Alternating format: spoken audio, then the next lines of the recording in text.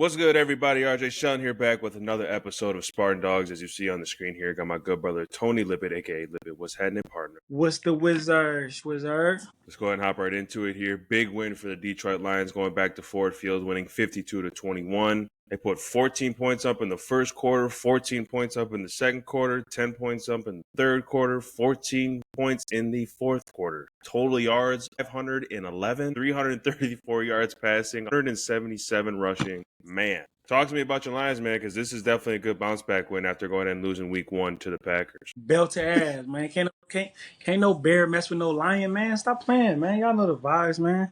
Lions be getting it in. But I mean, they look explosive, man. Super explosive. Offensively look explosive. Jared Goff has about, I would say he have like 3 of these games a year where his completion percentage is high, his yardage is high, and touchdowns is high. Like he had about 3 of these games a year, especially for like the last 3-4 years. I mean, he was the leader of the charge. He led the charge. Running game was going well. He has 12 carries for 94 yards, 42-yard run as well. Thought he was going to score on that, but he didn't.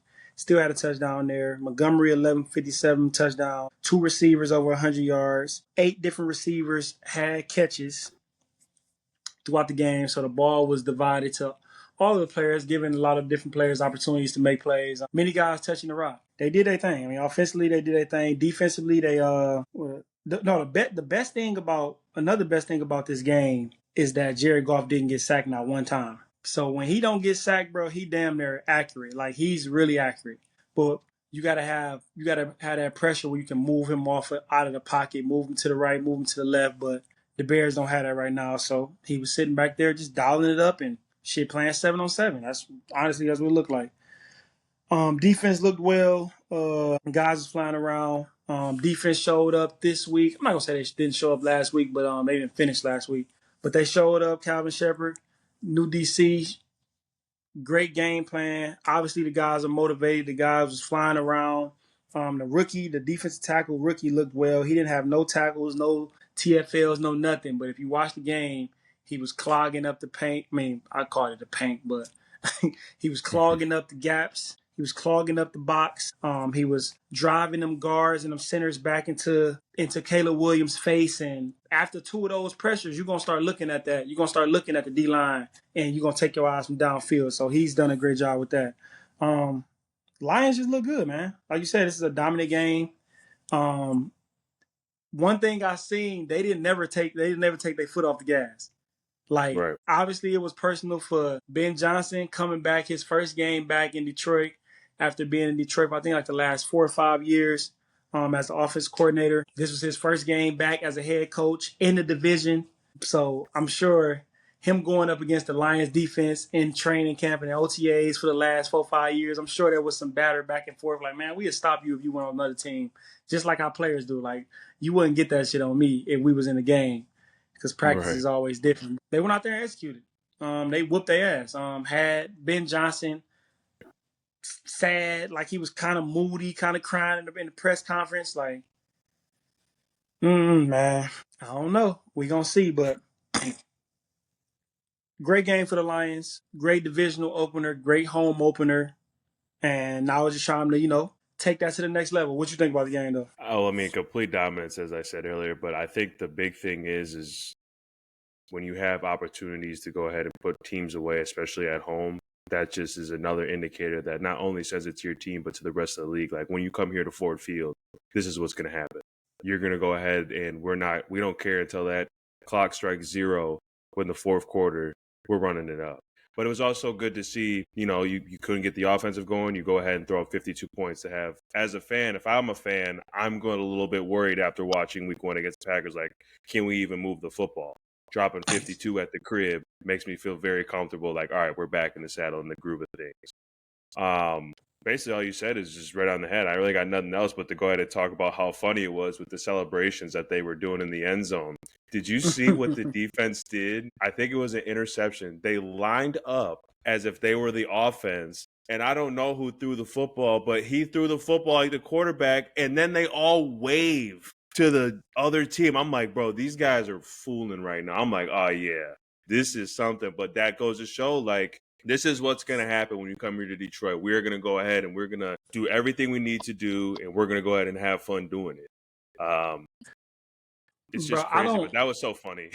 That was the funny Yeah, part to me when they did that. I have never. I honestly think, bro, the Lions are they got the most swag in the league right now. Like besides like the Eagles, I think the Lions really have the most swag. Not saying they're gonna be locked in to go to the Super Bowl, but they're gonna be competing for that Super Bowl this year as well, just as well as they did the last couple of years. But the vibes in Detroit, man, the vibes in that I'm sure coming to work is like I'm sure they rushing to work. Like they love coming there and just staying late and vibing with each other. Like I'm sure it's like a college vibe or back in the day college vibe. Because now you got motherfuckers in and out of the locker room. You don't know what the vibe is in college now with the NIL and portal. Motherfuckers be on 8 different teams in 4 years. So it's a little different now. But back then, it's a different vibe. Like you can tell it's a different vibe with the Lions. Like how they just be swag, how they just be turned up. They always on the same page. They connected offensively. They connected defensively. They play physical, dominant football in all 3 phases of the game, and they all have each other back. Like, yeah, if Jared Goff having an off game, they gonna pick him up on defense. Maybe Hutchinson fucking disrupt the game. Maybe Kirby Smart make a big tackle and a forced fumble. Maybe Brian Branch make something spectacular happen in coverage, rushing the passer, whatever he do, because he's a fucking Swiss Army knife. He can do everything at a very. I feel like Brian Branch can do everything at an elite level, and that's elite to me. I don't know how he missed the top 100 player this year, but they gonna wake up on that. But question for you, Yeah.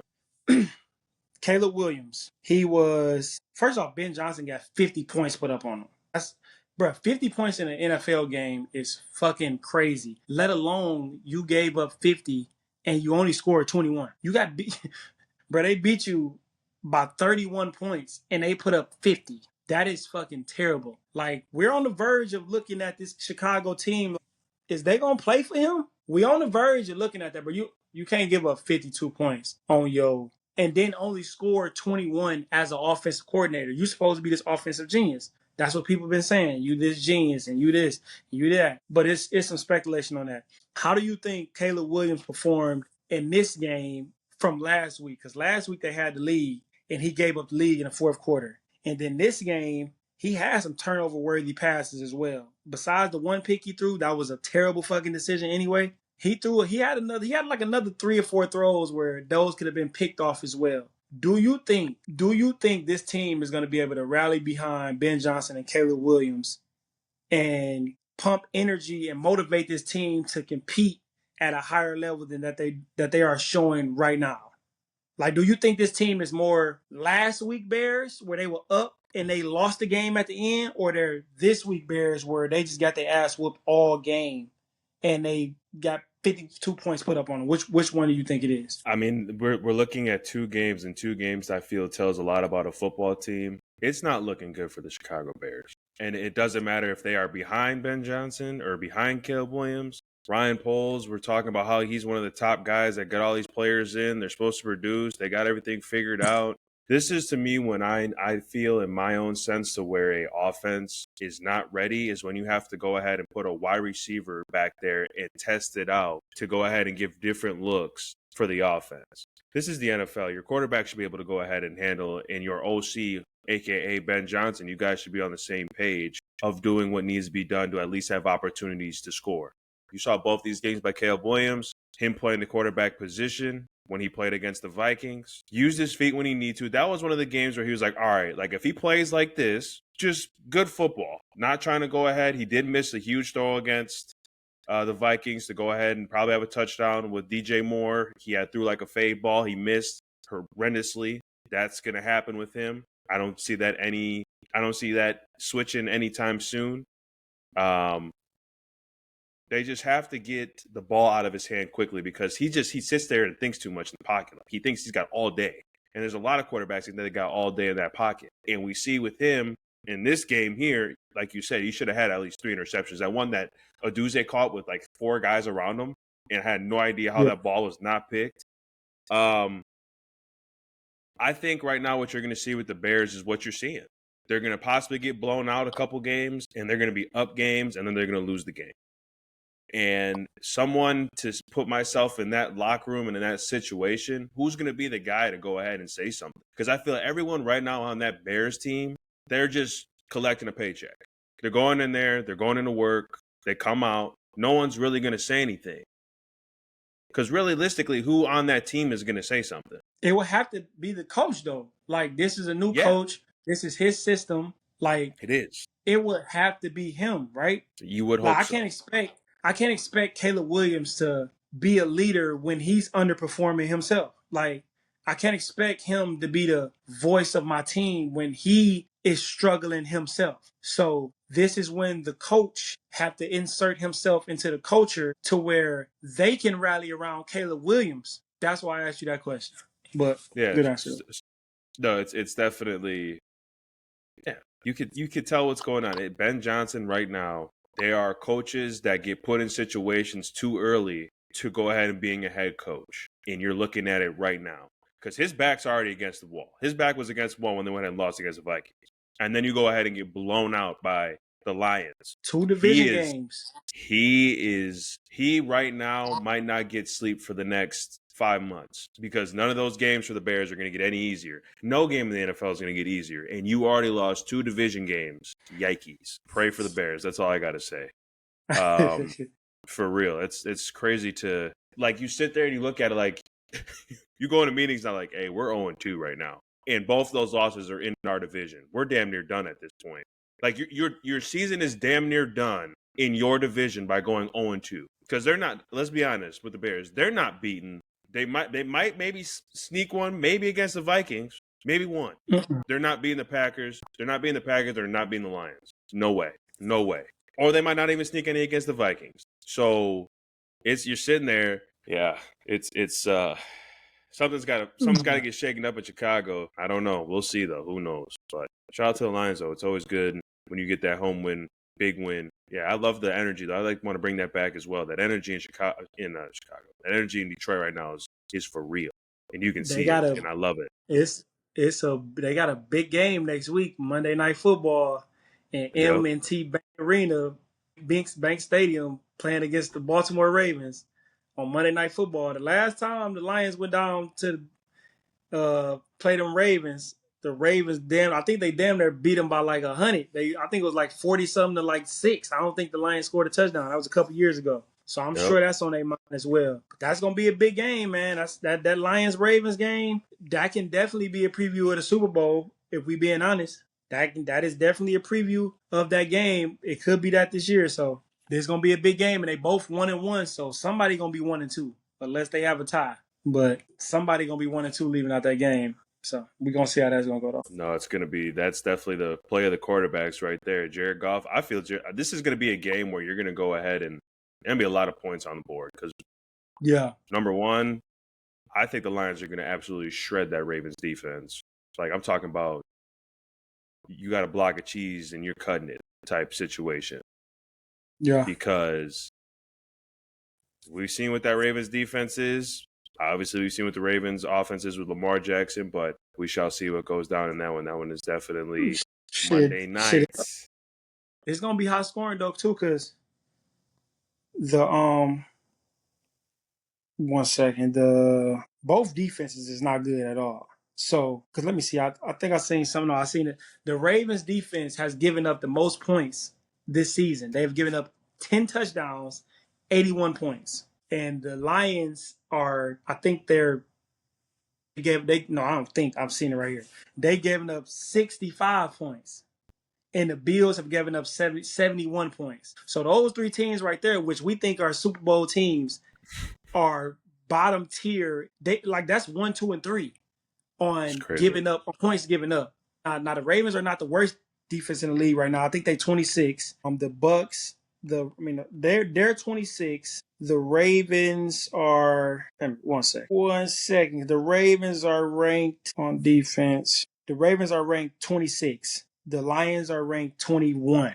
So they ain't that far from each other. They both bottom 20 in the league on defense right now. So it's damn near gonna be a shootout for real. Somebody gonna have to show up.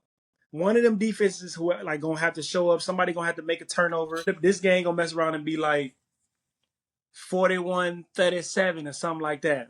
It's gonna come down to the last drive on who got the ball last. And I'm gonna take Lamar in that game because Lamar is gonna be a little bit more special than Jared Goff to me. But we'll see, man. We'll see. We shall see. They got the Ravens 6 points favorites, and the total That's points for crazy. that I'm seeing off of BetMGM is 51.5 for total points. I'm going over for sure. Yes. 51.5 is, they damn near can have that in the first half.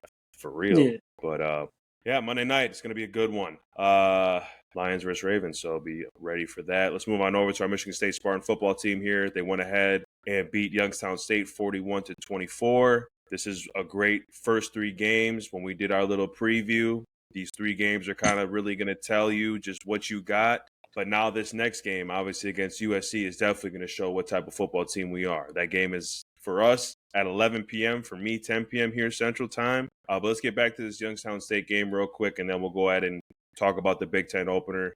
What were your thoughts about this game here for the Michigan State Spartans against Youngstown State? I think we won the game. I think our offense, they look like they're a year into the system. Like, I'm not seeing too many like blown errors on offense. Maybe there's execution problems, and that's cool. It's early in the season. That's going to happen. But they look like they know what they want to do. They definitely want to get the ball to Nick Marsh. Obviously, that's what they did like the first half. I think the first half he had all his catches. I don't think he played in the second half. He got hurt toward the end of the second quarter.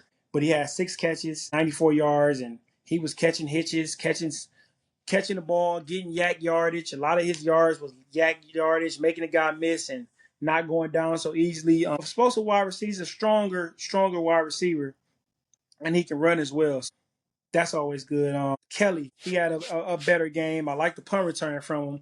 I want the damn 23 to get the damn block, bro. I don't know what be up with these people. Why are you running past him? Bro, get the only motherfucker that's a threat to making a tackle. Just block him, bro. Stop running with the returner. Like, the dude you didn't block or half-ass block, he's the one that made the tackle. Like, 23, make the fucking block, bro. Like, you're not a rookie. You're not a freshman. That's Snow, right? He done been there for like fucking 6 years. Bro, make the fucking block, bro. That shit was irritating as hell, him doing that. That's a big play. They scored on that drive, but they could have turned the ball over next play. Shit happened like that. You feel what I'm saying? It's a game of inches. You got to take advantage of the opportunity you have right there. Make the block, 23. Fuck.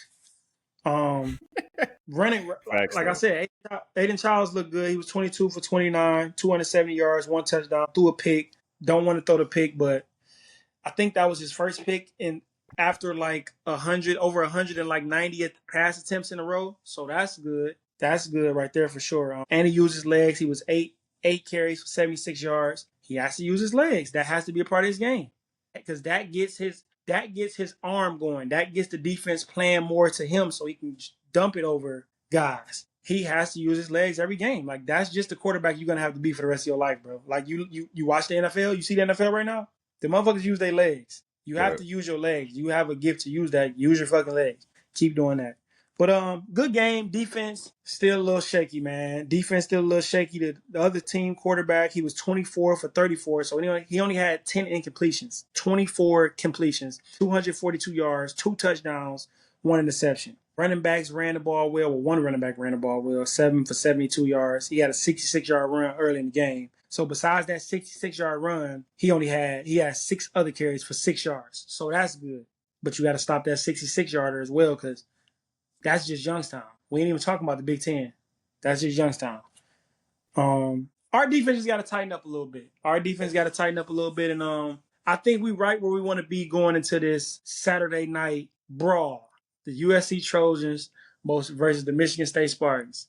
They should have a trophy for that game. Like, that should be a trophy, some type of trophy for that game. The Spartans versus the Trojans. No matter where they play at, it's gonna be a big game. Those are two historical franchises, spinning franchises, organizations, whatever you want to fucking call it. I think it's gonna be a good game. But we're gonna see how that goes. Go ahead. What you about to say? No, you're good on that.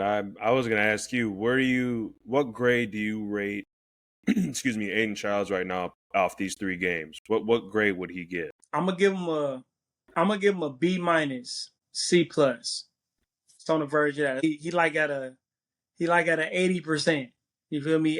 That he's 79, 81. He right in that little fringe because I'm watching the game. I ain't just looking at the numbers. I'm looking at the decision making. I'm looking at, making timely plays, making the timely throws. There's sometimes the ball just get away from him. Like there's sometimes he throw the ball and it just literally get away from him, man. He'll overthrow a guy or he'll underthrow a guy or he'll throw it directly to the other fucking team and they'll drop it or they'll catch it.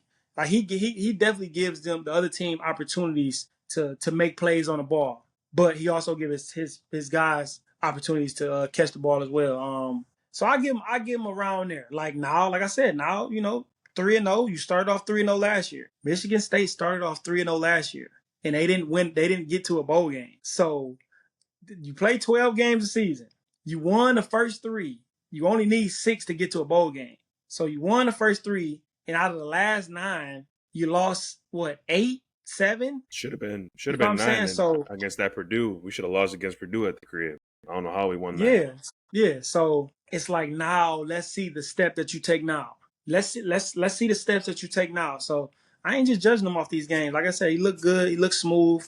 He looked a little better than last year, but now I want to see him take it into the Big Ten games on the road. How can you rally your team? Are you going to make the plays? Are you going to let the stadium overwhelm you? Or are you going to be able to calm the team down? Are you going to be able to keep them focused with your play, not your words, with your play? That's what I'm locked in to see. So, but like I said, right now, the best thing I like about him is he using his legs. He using his legs, and I like that about him because ain't nothing like it's 3rd and 11 and the quarterback drop back and they about to get a sack and he spin out of that motherfucker and then sprint for 13, 14 yards. As a DB, I remember being a DB and that shit happened. I'm like, God damn, bro. 3rd and 13 and he didn't scramble for 17 yards? Come on, bro. We got to get off the field. That shit devastating. So I like that he's using his legs. Absolutely. I mean, the defense has just got to – those total yards are killing me. I mean, I think last game was like over 300. BC was over 300. Western Michigan was over like 2-something. We got to get home on 3rd downs. We got to get to the quarterback. And secondary's got to make tackles, catch – when there's opportunities to have interceptions, obviously get off the field. We got to cut that back a little bit because we can't be doing that in the Big Ten. We'll get shredded if we're giving up 300-plus yards. So – but that one, 10 p.m. Central Time, 11 p.m. Eastern Time. So make sure you got some coffee or something, man. I don't know if you guys do energy drinks or something, but at least I start at 10 o'clock for our Eastern people and our Michigan State people who's ever over on that Detroit time. That thing starts at 11 p.m. So God bless you. Do you think we pull it out? We're gonna be out. Nick Marsh probably not gonna play. I think he got a calf. I haven't seen nothing to say exactly what his injury is, but I think on the game they said he had like a calf. I could be wrong though. But I seen something that said they're gonna evaluate him at the end of the week to see if he's gonna play. That probably means he's not gonna play this week. The running back, Frazier, number 5, I think he's gonna be out this week. I seen something else that said Alante Brown, that's number 0. He gonna be out long term. And then I think they lost an offensive lineman for the season as well. So right now, this is where the injuries start to roll in a little bit. Adversity starts to hit a little bit, and this is where you need Aiden Childs to make up for that. Like now, it ain't just you just playing for a school, bro. It's like now you making money. You feel me? Like you making probably an M or 2 right now. Like they're gonna expect you to be able to make up for that guard that ain't here. This college ain't the NFL. You should be able to make up for that guard. You should be able. I'm just telling you what they're gonna expect from you. Yeah. I'm just telling you what they're going to expect from you. So with those injuries, they're going to expect more from Aiden Childs, period. And now would be the great time to show what can you do with that 3rd down and 9 in the 3rd quarter with 6 minutes left. What that 3rd down and 9 going to look? What you going to do on that play? We going to see. Well, if Marshall's out, Kelly's got to get busy. Velling's got to go ahead and do his thing. I mean, the plug and replace, like you just said, guys got to step up. I mean, you look at what we did when we were in our time. Guys that you wouldn't think coming out doing their thing. Big 3rd down catch, big momentum starter from maybe a DB that got plugged in there. Now he got a tackle for loss or went ahead and an open field tackle on the 3rd and 5. So we need this one bad. I don't even think about, like, it's not like this is all do or die right now. So you got to go out there and it's, again, this is on the quarterback. And I think this whole season will be on the quarterback, as we've said on the show multiple times. So what are you going to do? And Jonathan Smith hasn't beaten a ranked team yet. I seen that stat as well. He has not beat a ranked team as a Michigan State Michigan State coach yet. USC is ranked number 25 right now. So let's see. We're going to see about that. And then last but not least here, talking about our good Michigan professional teams. Tigers are still top of the division. 85-65 is their record. They went ahead and let's see here real quick while I get my stuff up. They went ahead and went 2-1. Won the series against the Yankees, which is huge. They won 12-2 the first game, 11-1 the second game. Golly, they got hits. And then lost the last one 3-9. And then went ahead and faced the Marlins. They lost to the Marlins in the series, which is tough. They won that one. Lost the series. Record for that was 1-2. Now they go ahead and face the Guardians in a 3-game series. We're getting to that time, man, where playoffs are starting to come around. And I believe the Guardians are in their division as well, or central, or whatever you want to call it. So these are really, really big games for the Detroit Tigers, basically all the way to the end of this month. Bro, I just noticed that every time they play a team, they play them 3 times in a row. That's like a fucking series right there. And then most of them are every day, like back to back to back every day. Bro, they ain't going from like Toronto to LA to we playing against these teams right here on the road or at home. Like, bro, they played the Blue Jays 4 days in a row at home. This is crazy. That's like a mini series. I know they probably be irritated seeing each other every day. Like, God damn, I just seen you. Like, that's crazy. That is kind of tough though. Playing against a team 4 days in a row, the same team. Like, that's another level of like focus. Like, that's like practice. I'm damn near practicing against the same team. Like, bruh, it ain't practice, but I just peeped that. That's crazy. But yeah, like you said, they got the Guardians right now. They play them 3 days in a row. And then they play the Braves 3 days in a row. And then they play the Guardians again 3 days in a row. And then they ended with the Red Sox 3 days in a row. And out of all of that, they only got like 1 day off. Like, I'm only seeing like 1 day, and that's Monday. That's crazy. I mean, like I said, it ain't like they fucking running all day. They really on the sideline chilling, eating whatever they eating in the dugout the whole time. But I mean, you got to finish strong. These are like the last 12 games of the season. You definitely want to finish strong. Like you said, they tied with the Blue Jays right now as the top seed. So you definitely want to be the top seed. You want to be the top seed because everything will come through you. You will get home field advantage all the time. It don't look like if they get to the finals, they don't, whatever the fuck championship called in baseball, they're not going to have home field advantage because the Brewers, the World Series. Okay, the Brewers got 91 wins, and the Phillies got 90 wins. In the top of the American League, the Blue Jays got 88 wins, and the Tigers got 85 wins. So unless they go on a run for like 10 straight, and the Bruins and the Phillies, kind of tether off a little bit, it look like they ain't gonna have home field advantage. But they got a good team, obviously. They top 4 in MLB, so that's pretty good, man. They just got to finish and get ready for playoffs. Yeah, sure. Damn, Phillies need to lose, man. I'm sick of it. They always make this like late push. Irritating. Brewers got to win too, though. Besides that, another talk, kind of different show. But let's move on over to the Speak on This segment here. Canelo versus Crawford. Let's go ahead and talk about some boxing. Very good, very, very, very, very, very good boxing match. Total score.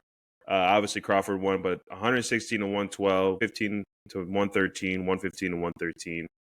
Unanimous decision. Terrence Crawford, technician, doing his thing. Talk to me about this, man. That guy is very special in that ring. First off, I was trying my best to stay up and watch this fight, boy. I think I missed them walking out to the stage, and I think I rolled over midway first round, and I was tuned in from that point. I was tuned in though. It was a good fight, man. I think both of those guys are good fighters. I look at Canelo like a bull in the ring. He's gonna charge at you. He's gonna throw his shots. He's gonna throw his punches. He's gonna try to knock your ass out many times throughout that ring. He ain't shying away from taking a punch or throwing a punch. Um, like I said, I've watched multiple fights of Canelo, and I'm very familiar with, the way he fights. He has over like damn near 70 fights in his career. I think he has 4 losses, 4 ties, and like 64, or he just got another loss, so it's 5 losses. 63 wins, 5 losses, and 4 ties. Bro, that's a lot of fights. That's 72 fights. Great fighter. Like he's a fighter. Like you can tell, like that's why he boxes off fighting. On the other hand, Terrence Crawford is a fighter as well, but he's very skilled as well. And I think he's one of the best adapters round to round in boxing that we've seen. Like I think he's one of those fighters that go into different bags within each round. You feel me? Like he goes into different bags. He approaches every round differently if he have to. Like if he whooping your ass and he just dominate you, he just gonna keep that going. But if he sees something mid-match, he know how to adjust that shit, and that's skill. Because when most fighters or most athletes or most whatever, you're usually gonna fall to like the foundation of who you are. You feel what I'm saying? Like if something ain't going your way, you're gonna go to what you know best. But this guy is an adjuster. He can adapt to whatever type of fight this is gonna be, and he's just very skilled, man. Like I said, I watched the whole fight. I would say he came out strong. Like he came out strong. He stayed in the pocket too with Canelo. Like Canelo hit his ass too. Canelo Yeah. got punches off on him too because he wasn't just running the whole round. Like they was doing their little running and saving time and doing that. But Crawford was in that pocket with him too. Like he was like, I'm not just gonna keep backing up. I'm gonna sit here and fight with your ass as well. Like we gonna go at it. I'm gonna hit you. You gonna hit me, but I'm gonna hit you more than you hit me, and I'm gonna evade more shots that you throw at me. Very skilled fighter, man. This was a good fight. I watched it from the start to the finish. I'll probably say around like rounds 8, 9. Canelo got a little tired. It wasn't like tremendously tired, but you can tell he got a little tired because when they was saying the fight, like when I was watching the fight, the announcer had said that I don't think Canelo, like he didn't go past like 9 rounds a lot in his career. So when you get to that 9 round, 10 round, 11 round, like that's really conditioning. Cause you done threw all the punches you gonna throw the first 8 rounds. Now it's conditioning. Like, how can I still throw this fucking punch and have it land so it can hurt him? I think towards the end of the rounds, that's where Terrence Crawford even got even more stronger. He got even more stronger. Like, I think he was in better shape. I thought the weight was gonna be a problem. I ain't gonna lie. I thought the weight was gonna be a problem, but I also remembered that Terrence Crawford is a very skilled fighter. Like very skilled. Like attention to detail. Like adjusting, adapting, maneuvering, testing shit out, getting in, getting out. Like, man, it was a great fight, man. Great fight. I definitely thought Terrence Crawford won. When it got around to like round 10, I'm like, yeah, I had tweeted, yeah, Bud got this. Bud got this. Man, it was a good fight, man. It was a good fight. That was a good fight. I enjoyed watching it. And, Terrence Crawford, nice shit. I think he's 42-0. 42-0. Hasn't lost a fight. Who really want to mess with Terrence Crawford right now? I don't think nobody want to mess with Terrence Crawford, bro. Like, I don't think so. So, great fight. Canelo is a champ as well. Crawford took all of the belts, so I think he became like the first undisputed champion in like all of the weight classes. That shit legendary. I mean, he can walk away from this fight, with his head on right, still got his kids, still got his mind right, and shit, he can just walk away from it and shit. Start doing what Floyd and them doing. Start fighting, exhibition fights for 20, 30 million. Because they said Canelo made over $100 million in this fight. And I don't know how true it is, but they kept saying Terrence Crawford only made 10 million. So even for you to take that fight, because Canelo's the bigger fighter. Like at this point, Canelo was the bigger fighter. He had the belts. You feel me? Like Crawford had to like ask Canelo to fight him, even though Crawford's 41-0 and all of that. But Canelo is the bigger fighter. So he took most of the bag, most of the purse. But even to fight that fight, like you got to believe in yourself to be like, damn, if I do get knocked out or I lose this shit, I'm only gonna make 10 million while he making 100. You feel me? Like that's believing in yourself.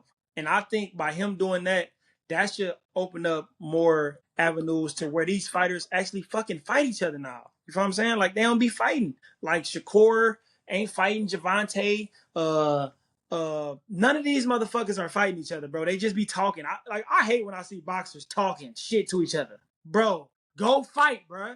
Why do y'all keep talking shit? Go fight. If it's a point where he gonna take 85% of the purse and you gonna take 15, but you win taking that 15, nigga, next fight you're gonna be that type of you gonna be taking 85% of but you gotta take chances. That's why I like football, basketball, because you can't pick who you gonna fucking play. You gotta play everybody. Right. You gotta play on the schedule. That's what I love. These boxers don't even be fighting each other, bro. I don't like that shit, bro. How you a fighter but don't be fighting? Weird to me, but great fight. I enjoyed it. Yeah, no, Crawford, shout out to him, man. He did his thing. And that is just a prime example of betting on yourself. Let's move on over to some week 2 games, obviously outside of the Detroit Lions. Philadelphia Eagles versus Kansas City Chiefs. Eagles won that one 20-17. Man, Chiefs ain't looking good, man. This is not looking good to go ahead and be 0-2. And then you go ahead and got the basically rematch of the Super Bowl, which if this was the Super Bowl last year, that would have been a great game. But obviously it wasn't. So you think you're going to have Patrick Mahomes come in, play efficient, then you're going to have Travis Kelce do what he needs to do, the defense, all that, and you go ahead and lose at home. Talk to me about this game here. The Chiefs are in trouble. Trouble. They are in trouble. Most games, they're not going to have the better roster, bro. They offense, without Rasheem Rice, they don't have nobody they can rely on the offense. Nobody. They don't have anybody they can rely on. Nobody. They just put up 17 points at home. Their home opener, going against a team that they played in the Super Bowl last year, and they walk into that game. Patrick Mahomes goes 16 for 29, 187 yards, 1 touchdown, 1 pick. Patrick Mahomes lead the team in rushing, 7 rushes for 66 yards. He's running the ball way more than he's running the ball before. The running game is non-existent. Passing game, damn near non-existent. Kelce, 4 catches for 61 yards. You can't really depend on Kelce to be your number one option anymore. I think them days are over. I think he kind of damn near regretting even coming back this year, bro. I don't think he literally wants to go to work and go and play no more. Like, I think, bro, I understand where he at, though. Because he like, I don't really want to walk away from the game right now, but I don't know if I really want to play this shit for much longer either. So you can tell that's where you can see it. You can see it, his explosions on the sideline, him throwing his hammer down, talking about I'm sick of this shit after they score a touchdown. Yeah, like it's obviously, it's more whatever. They offense obsolete. They defense, they don't have any guys that can cover. And they defense didn't even play that bad this game. Like you sent me the video of Chris Jones I guess he was telling one of them because Jalen Hurts only had 101 passing yards. So he probably just said, you barely got 100 yards. He told him, shut the fuck up. We won the game. Which Jalen Hurts is right. Every game ain't gonna be super pretty. The numbers ain't gonna be 400 passing yards and 6 passing touchdowns and all of these things. Sometimes you got to win the ugly way. That's what I respect now more about Jalen Hurts is that no matter what, bro, he's just finding ways to win. Like low scoring games, high scoring games, throwing the ball downfield, running the ball. Like the Eagles literally have a full identity now. Like now, if they lose within that identity, it is what it is. But the Chiefs look bad, man. The dynasty probably over with. I think it's over with. I kind of told y'all last year that I think it's time to move forward from a lot of people in that franchise. But I got this question for you. Knowing how Mahomes has looked the last 2 years, knowing how the Chiefs have, even though they won a Super Bowl and they lost Super Bowl, like they went to the Super Bowl 2 years in a row with over 14 wins in both years, but it looks different. Would you say that? Yes. Okay, it looks different. With all that being said, you losing guys like Snead, you lost Justin Reed, you lost Willie Gay, the linebacker. I don't think Tyrann Mathieu was on this team that went to 3 Super Bowls in a row. I think he was on the first one. But you're losing guys. You know what I'm saying? You're losing guys that's productive guys that helped with that system. Do you think the Chiefs have a Mahomes problem, or do you think Mahomes have a Chiefs problem? That's a good question. Well, I think number one, Mahomes has a Chiefs problem because you can't fault what he did in Kansas City. He damn near his whole career for his time has been there winning Super Bowls, having years where he's thrown average for at least over 350 yards, throwing at least 30 plus touchdowns a year. Being the guy that if they needed to go ahead and put the cape on, he's the one that put his skilled people, his coaches in the right position. So where if anything goes wrong, he's the one that's taking the bullet. So this is a Chiefs problem. I'm so sick of watching Travis Kelce. It's terrible right now. You had mentioned what he did, slamming the helmet, all this, his body language out there, him going ahead and being able to put the game away when they were down in the red zone. He basically flips it up, doesn't catch it, and then he just throws his hands up in the air like, bro, are you serious? Like, you really going to go ahead and do some shit like that when you're the one that can control you catching the football? Mahomes is in a tough spot right now, and they need to go ahead and figure out what they can do to get guys there, is if they get in the draft or if they get guys that are, looking for a new way out when it comes to skill guys, because it's the Chiefs letting Mahomes down, and you can see it out there. I mean, he led his team in rushing, I think, was it for 2 straight weeks, damn near? Yeah. Like, why is your quarterback running the football? Why? Like, that's not good. But yeah, no, it's definitely Mahomes is getting let down by the Chiefs, and that's crazy to say. But again, we all got to go ahead and get down to realistic level at some point in time. It's just how now are we going to go ahead and climb and try to get back to where we were, because it's very hard to get back to what they did, and we're seeing it right now. So I don't know what the Chiefs can do from an offense and defensive perspective this year.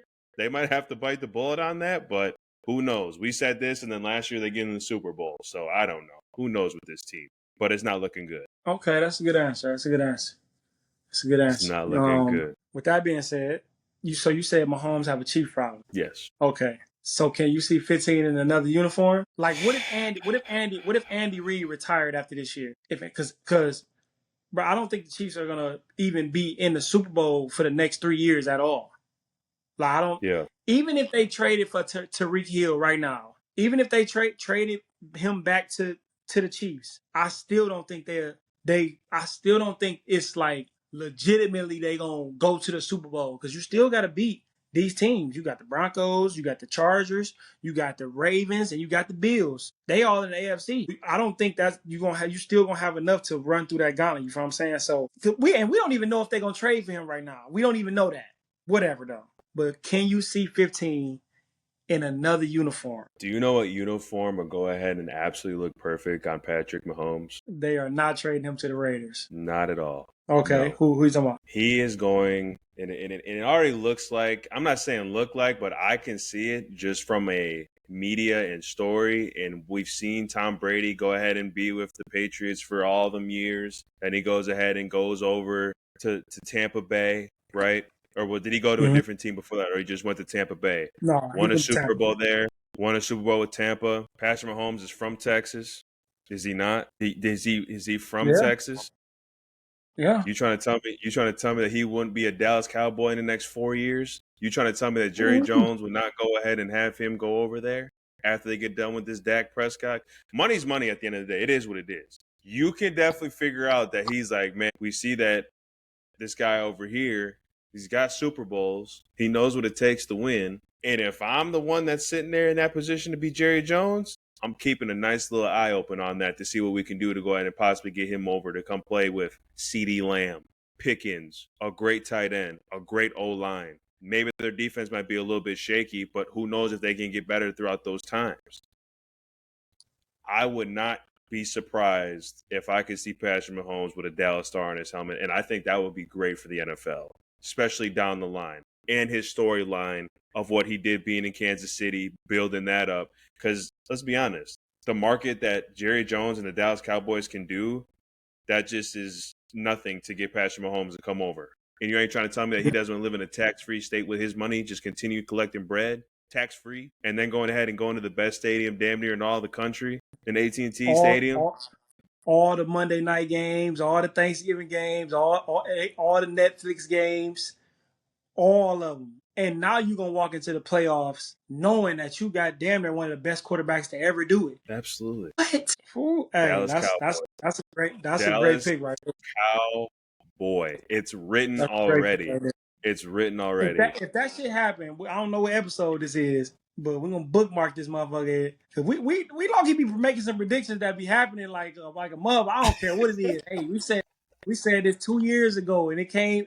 We just said it early. You know what I'm saying? Like, yeah. But no, that'd be dope. If that happened, because him in the NFC playing against it, because the NFC East is probably one of the best conferences in NFL football. Like the Giants, Philly, Dallas, and Washington. Yeah. Like that is them might be the 4 teams to start the NFL, besides the Packers and the Bears. Yeah. You know what I'm saying? Like those are like historical franchises in the NFL world. So if he go to Dallas, that should be nasty. I would love it. I would love it. I'm watching every game. I'm watching every game. I'm watching every game. No, they're gonna be on. Right. No, absolutely. Let's move on over real quick here. Joe Burrow, obviously out. Turf toe, expected to be out 6 months. Hate to see it. Was having, again, I feel just another great year that Joe Burrow started out with. And here we go again. Injuries. Hate to see it, but talk to me about this right now for the Bengals and just Joe Burrow's career kind of just from here on out with just unfortunate things happening and maybe things that he can control. Who knows? Joe Burrow has missed. It's been 3 seasons that he has like got injured for the season and missed like 6, 7, 8 games. Even if it was at the beginning of the season, he missed like games 3 through 10. If it was at the end of the season, he's missed games 10 all the way up. He has not been healthy. And I tweeted, I'm gonna read my tweet verbatim. I gotta find it first. But I tweeted, people be trying to go at me and shit. I told him sometimes I be tweeting. It don't be me though. It be AI. AI be tweeting for me and shit too. But what's wrong with this man?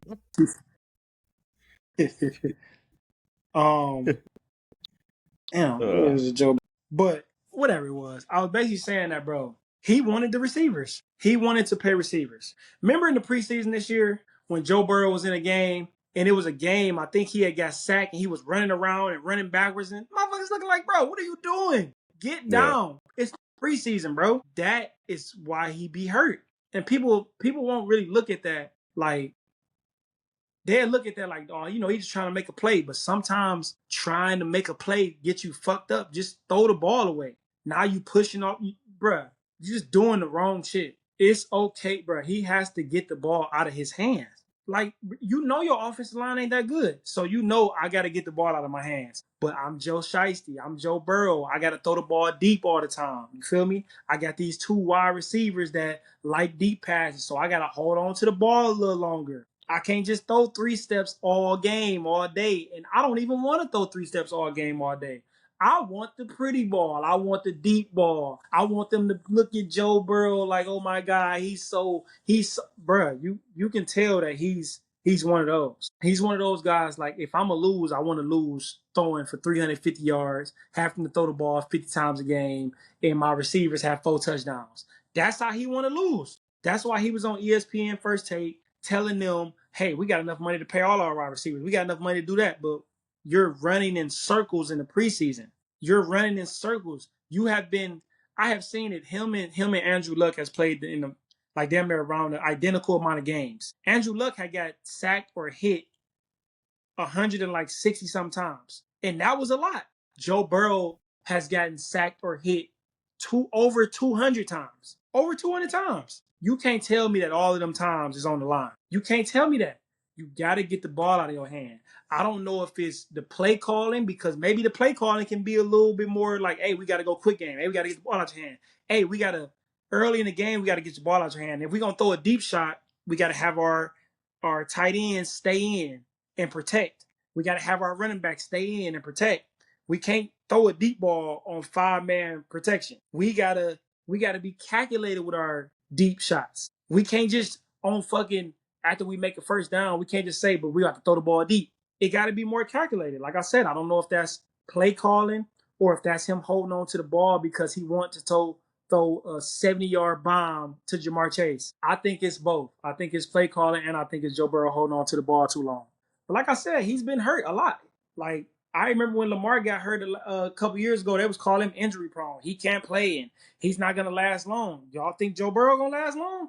He done had a calf, a knee, a wrist. Now he got a toe. Bro, I had a turf toe. I don't even think I've ever got my shit treated before because I thought it was just like a constant thing that was on my toe. Like, I did. I used to have this fucking plate in my foot at Michigan State. Not in my foot, but in my cleat to keep my cleat straight.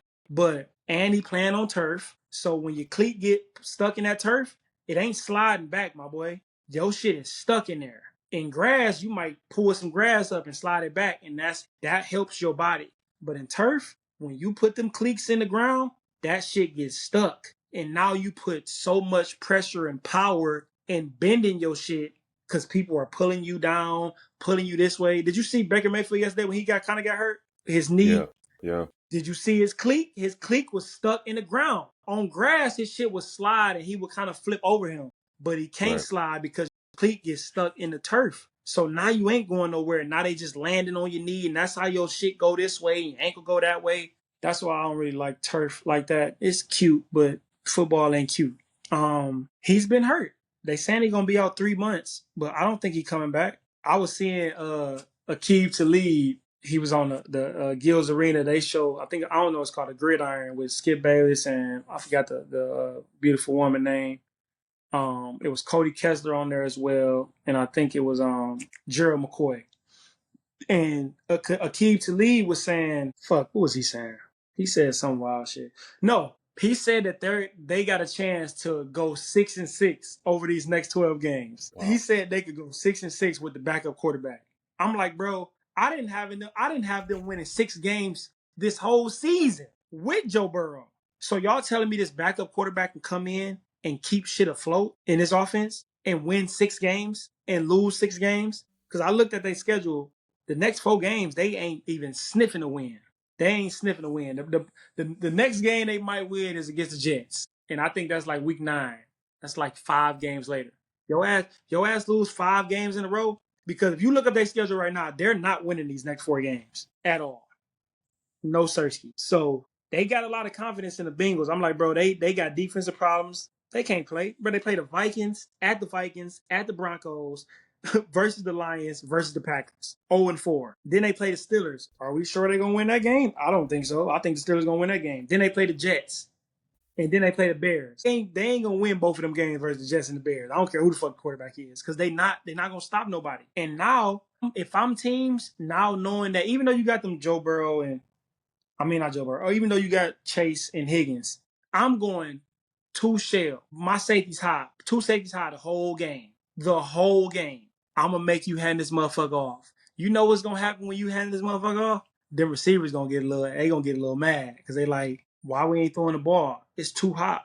I'm gonna make you hand this ball off, and he gonna have to beat me. Chase Brown gonna have to beat me, cause I don't think Browning can beat me, but I know Jamar Chase can, and I ain't letting his ass beat me at all. So I'm going too hot the whole game, and I'm gonna force you to run that route. But I just don't see them winning definitely 6 games out of the next 12, cause they say he'd be out for 3 months. 3 months from today he would come back week 13 against the Ravens. I don't think you want to bring him back versus the Ravens. Not winning that game. I see 3 wins on this next 12 games. Maybe 3. They could. But like I said, I definitely believe it's because Joe Burrow hold on to the ball too long because he wants the big play. He wants people to clap for him, to praise him. He wants that love that he got at LSU. You feel me? Like, just look how he be. I ain't saying he arrogant or nothing like that because I like his swag and, his confidence. You got to be confident, but it's a reason why Tom Brady was like going at the quarterbacks and he was talking about like, are you in the offseason, are you making your team better? Are you working on time of possession? You feel me? Are you helping your defense out? Or you just want to throw deep balls? I think he was talking to Joe Burrow, bro. I think he was talking to Joe Burrow. It was either Joe Burrow or Dak Prescott because them 2 quarterbacks that be having numbers, but their team don't be winning. That's how I just look at that. It's unfortunate that he's out. I've never heard nobody get a surgery for a turf toe, though. Me neither. That's what I'm saying. Like the 3 months, I don't believe the 3 months. If you're going in to get surgery on a toe yeah, and you're on that consistently every day, he gonna be out for more than 3 months. I think he gonna be out for the season. Cause bro, man, the only way he coming back is if they win 9 games in the next 12, and they ain't winning 9 games in the next 12. Over with, game time, no Sersky. So, but that kind of shocked me though. 3 months on a turf toe, I'm like, yeah, he's out. He's out for the season. So this is gonna be another season where he's out. He done been injured about 8 times. He ain't go, bro. You're not getting healthier as you're getting older. You're not getting healthier. I'm seeing people talking about, is he gonna pull an Andrew Luck and retire? I don't know. I'm not saying he should retire, but if I'm the Bengals, I'm gonna really, really, really think about if I want to sign him to another 4 or 5 year deal, $800 million. I'm gonna have to really think about that one. Cause we already trash. We ain't been to the playoffs in 3 years with him there. He had that 1 year where they went to the Super Bowl, but as soon as people start expecting things from the Bengals, they ain't go to the playoffs. That's all I gotta say about that. We said bless the Bears, bless the Bengals as well. Last but not least, here 2 more things. Lamar Jackson, man, tell me about your Lamar Jackson, what he did this past weekend, because it just looked like another MVP performance by Lamar Jackson, Action Jackson. Just another day in the office. Another day in the office. This was the worst game, run game wise, I've ever seen the Ravens have. Like, bro, they had 45 rushing yards. 45. I think this is the lowest in any start of Lamar Jackson. So Lamar said, all right, man, the run game ain't looking too good. I got my running back fumbling 2 weeks in a row. What the fuck is going on? My running back is fumbling 2 weeks in a row, giving the ball to the other team. Let me just put the team on my back. 19 for 29, 225 yards, 4 touchdowns. A chill 4 touchdowns. This was the chillest. He always got a chill 4 or 5 touchdown game where it's just like, bro, how you do that? It's Lamar, bro. Action Jackson. Wide receivers looked well. DeAndre Hopkins made 2 big catches down the field. Damn near one-hand catches on both of them up the left side of the field. Walker, 2 catches for 26 yards, 2 touchdowns. He has three career catches in his entire career, 3 touchdowns. He's starting to flow a little bit more within his offense. Andrews or Whiskey, I don't know. I hopefully Likely hurry up and get back. Because I think Likely is the one that we're looking for. Andrews kind of slowed down, dropping the ball. You need Likely back right now. Just another day in the office for Lamar, man. Damn near perfect day. Him doing his thing, getting ready for some Monday Night Football in the bank. They probably gonna come out there in them black uniforms going crazy. And people might think I'm conflicted. Oh, man, you from Detroit, man. It's Lions versus the Ravens, man. You ain't gonna go for the Lions? Nope. Going for the Ravens.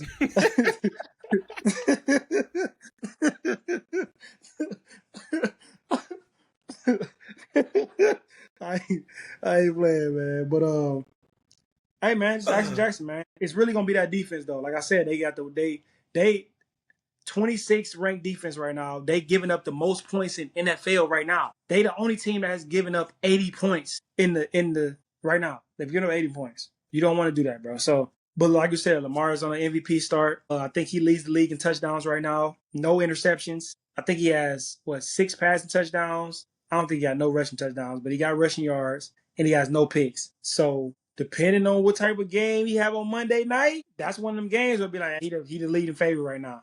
He the favorite. I think he the favorite right now, especially with a couple of these quarterbacks going down in injuries. Hey, man, it's just Lamar Jackson being Lamar, bro. It's going to have to go through Lamar. This ain't no defensive team no more. Defense got to just hope they can make a play on third down from this point moving forward. Hopefully they can get better as the time go on. But this is an offensive team. Don't take the ball out of Lamar's hands. If it's fucking 1st and goal on the 1 yard line, there's no way it should be 3rd and goal on the 5. Run that bitch 4 times in a row if you got to. I don't understand it, bro. I don't understand it. Tim Tebow that bitch, bro. Just bring everybody in, snap the ball to you, and you go find a fucking lane where you can score 4 times in a row. That's what I do. But John Harbaugh, I don't know what the fuck he be doing. I don't know what Todd Monkey, man. I don't know what they be doing, but they be tripping. But Lamar Jackson is the man. I got a question for you though. This ain't even Lamar Jackson. I got a couple questions for you. This ain't Lamar Jackson, but I do got some questions for you. Broncos. Broncos just lost a game to the Colts. Daniel Jones looked really well against a top 10 defense in the Broncos. He was making plays on third down, making plays. I'm like, bro, I'm sitting there watching like, damn, because that game was on TV. I'm looking like, bro, what the fuck? He's making plays. He looked like he has, kind of settled down a little bit within his quarterbackism. I think this is his like 7th year in the league, 7th year in the league. I think him being with KO with the Vikings last year for like the last 10 games and throughout the playoffs, I think that helped his mental, that helped his preparation, that helped him see the game from a different lens, which was good. And it was out of New York. New York is fucking crazy for motherfuckers playing there. It was in Minnesota where everybody love you. The media ain't that big. You can really focus more on the game. Now he's in Colts, where it's kind of like the same thing, a low-key type of organization. They got wins. They have Peyton Manning there, but it's a low-key city. You can vibe. You can chill. He probably can walk to fucking Publix and, people might notice him, but, they probably can just go in there and get what the fuck he need. Right, whatever. However, on the Broncos end, a lot of people think the Broncos are a championship-worthy team. I think they have a championship-worthy defense for sure. I think they have a championship-worthy coach. They special teams made a terrible play last week trying to block a damn 60, 70-yard field goal, jumping over the damn what's the name. You can't touch the center and jump over him like that. I don't even know why they did that. Like, it's 60 yards, bro. Just try your best to fucking block it. If he makes the shit, whoop-dee-doo. Whoop-dee-doo. You feel me? But don't give him 15 yards to kick it again. And now you lose the game because you got a flag. Do you think the Broncos have the offensive weapons to compete for a championship this year? I think they definitely have they do. I think they definitely have the pieces to get them in a position to possibly, get in a AFC championship game. I think Bo Nix and what they got from an offensive perspective, they have the pieces. They're in a very tough division. The Chargers won last night. But against a long season, there's 2 games in. You should have won that game realistically. I didn't watch, but just looking at it, and there is probably some airhead plays out there that probably didn't need to happen for you to not go ahead and put you back behind not winning that game. Broncos are still going to be a good football team. Their defense is solid. Their quarterback play, and what do you need to have when you're in the NFL? You need a solid quarterback. You need a solid defense. You need a solid connection between your head coach or the OC and the quarterback. And I think Bo Nix is fine. I mean, he was 22 of 30 with 206 yards and 3 touchdowns. Had 1 interception. So he's damn near throwing 85% that game. Mm-hmm. So I think the Broncos are fine. This is one of those games where it's just, it happened. But shout out to the Colts. Jones doing what he needs to do. But to answer your question, they have the pieces. Okay. Now let's move over to the NFC real quick. This is your team. I mean, you're more familiar with this team than me. The Minnesota Vikings. Yeah. The Minnesota Vikings had Sam Darnold last year. They've had Kirk Cousins the year before that. They went from Kirk Cousins to Sam Darnold, but at the same time they drafted JJ. And then this year they had Daniel Jones as well. They had Daniel Jones on the roster last year. They could have signed him to be the backup. They could have signed him, but they went with Carson Wentz, right? Yes, they did. Do you think the Vikings made the right choice by giving the keys to JJ McCarthy when last year they had a quarterback in Sam Darnold that took them to the playoffs? That I think didn't the Vikings, they only lost like 1 game last year, right? I think they was like 14-2 or I think it was like 15. They only lost like less than like 1 or 2 games. 14-3. They lost 3 games. They were last year. Okay, they lost 3 games. Yeah, they were. That's tough because that's when the Lions went 15-2 that year. So they went 14-3 last year. Yeah, that last game was for the division, and that's why the Vikings was a 5th seed because they lost the division as a 14-win team, and they was mad about that. Do you think the Vikings and Kevin O'Connell, because he's the quarterback, he played quarterback in college. I think he was a backup quarterback in the league as an offensive coordinator. As the play caller for this Vikings team, do you think they kept the wrong quarterback in J.J. McCarthy? They picked the wrong quarterback in J.J. McCarthy? You think they picked? No, I'm saying they picked him already. They picked him. I'm talking about okay. The wrong quarterback. They already picked him. So I'm talking about, but Sam Darnold did what he did for them last year. Do you think they kept the wrong quarterback this year? I don't think they kept the wrong quarterback.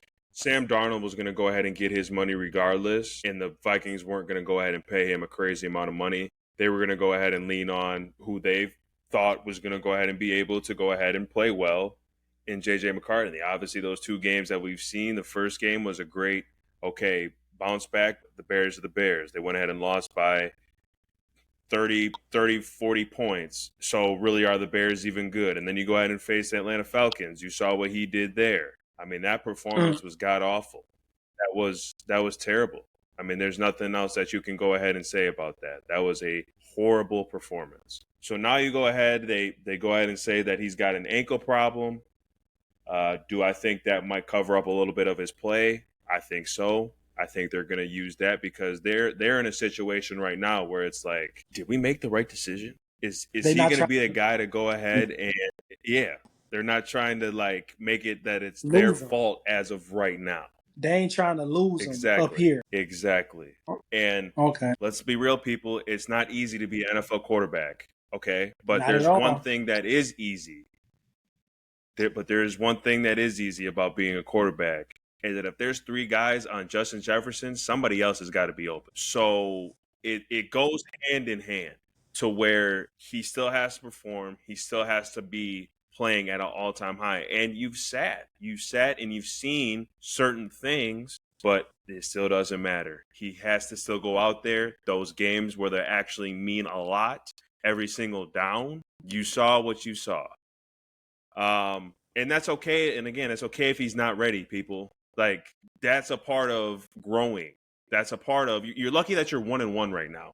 You're looking at the situation being 0-2 right now, going into the third week. Imagine if they lose to the Bears. Oh, my Lord. Imagine if they lose the NFC opener North to the Bears in Chicago. And then you put up this performance against Atlanta. They would already be talking about that he needs to sit and Carson Wentz can come in. But here's the great thing about Carson Wentz. He's going to do his thing week 3.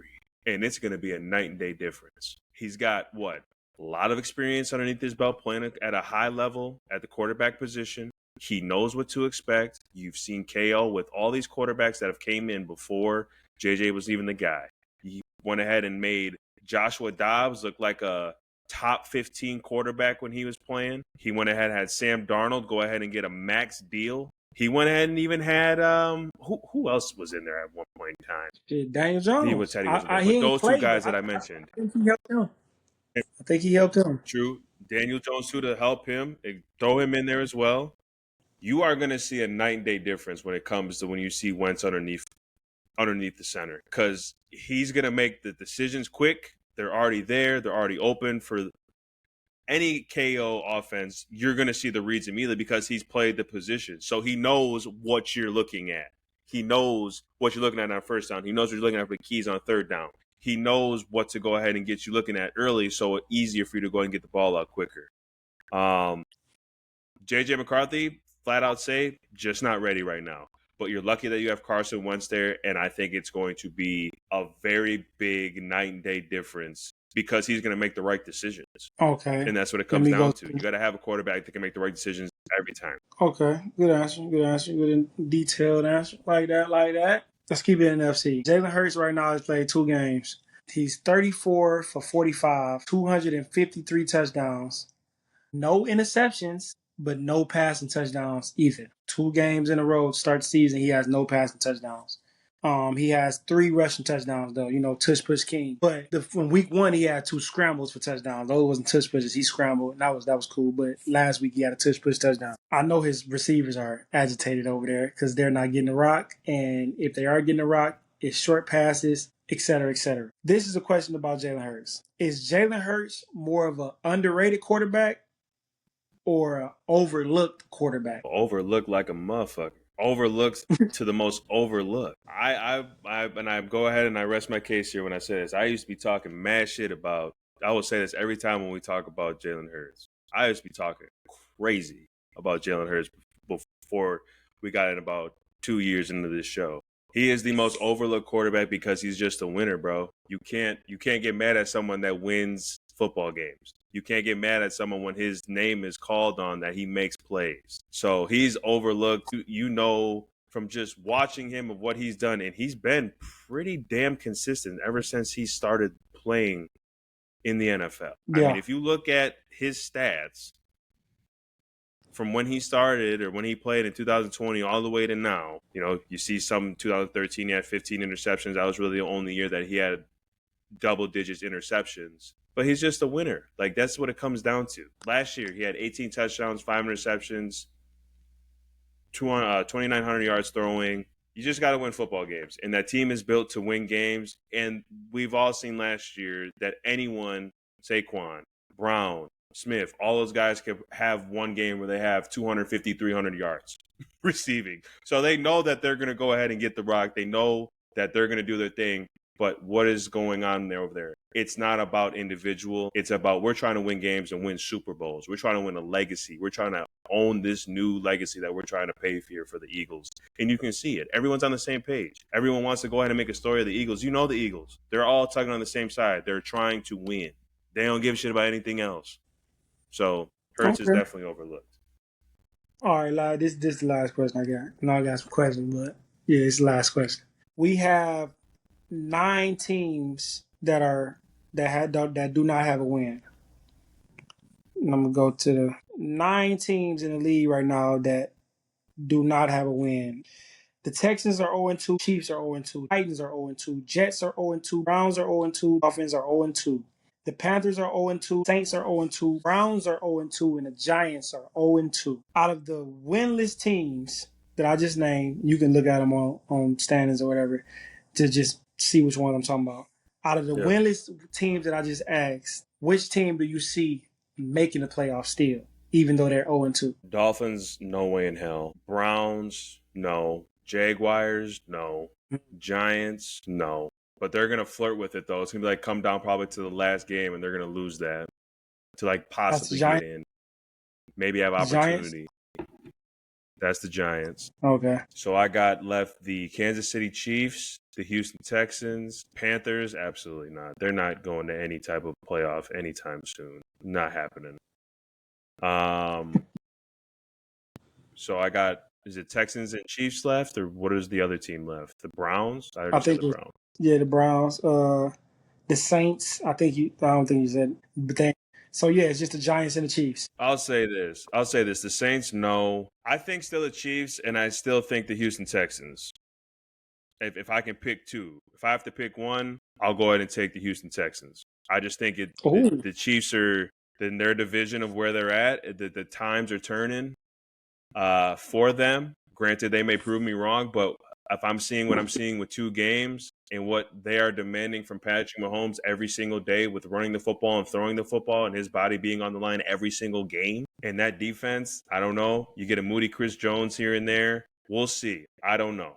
But I will go ahead and take the Houston Texans out of those teams that you went ahead and mentioned to be the ones to for sure make the playoffs because their division kind of favors them. Granted, they had a shitty loss on Monday night. CJ Stroud looks like he can't even read a damn basic route. He can't even throw a basic route open. It was horrendous last night watching it. And then out of all things, on a 4th down call, you throw it out of bounds. You don't throw it to a player. You throw it out of. But I'll let that just go. I'm still going to take the Texans. We experienced some technical difficulties towards the end of the show, but we managed to get our point across in time. Y'all have a wonderful week and weekend. We'll see you next time.